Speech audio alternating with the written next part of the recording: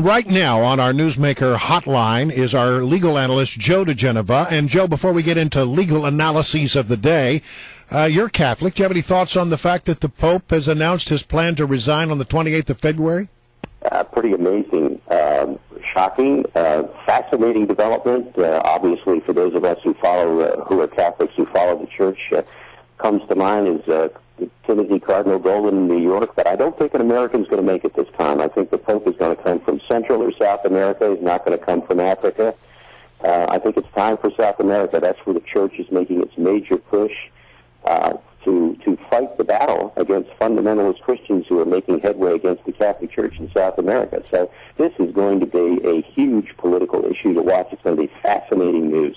Cardinal Jorge Bergoglio, he's the Archbishop of Buenos Aires. He's the front runner from South America. So right. I guess that's who Joe DiGenova's throwing in with.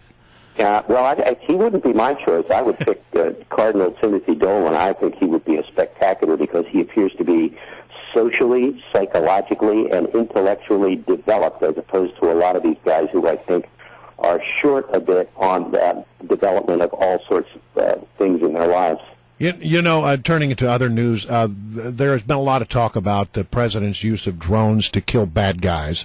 And, the concern has been that there seems to be a very tight, small group, knot of people at the White House who determine who should live and who should die at the hand of drones. And some people have said, well, maybe we need to have sort of like a FISA court to go over this drone target list.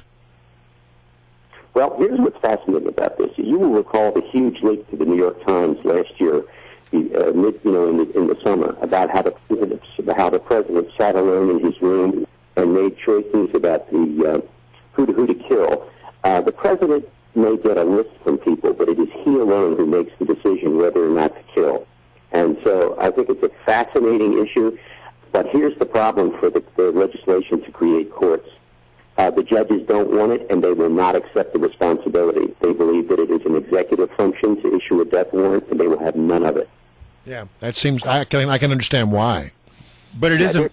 They're not going to accept this responsibility. The judges will testify against it, and this is really fascinating. Now that the news media has kind of turned against the kill drones, Obama doesn't want to own it anymore.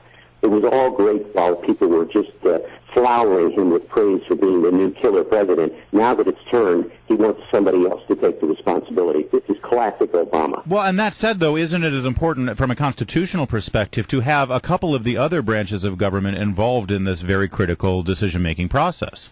I don't think the courts should be involved in it at all. I think it has nothing to do with the courts. If Congress wants to set up some standards for the president and pass legislation, I think that's perfectly legitimate. But this is a presidential wartime executive function. Who amongst the enemy dies?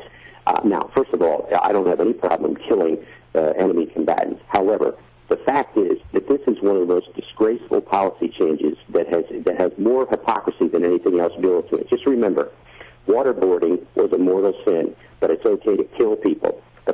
The real tragedy here is that because of this policy, we don't capture people anymore and get intelligence from them. We kill them.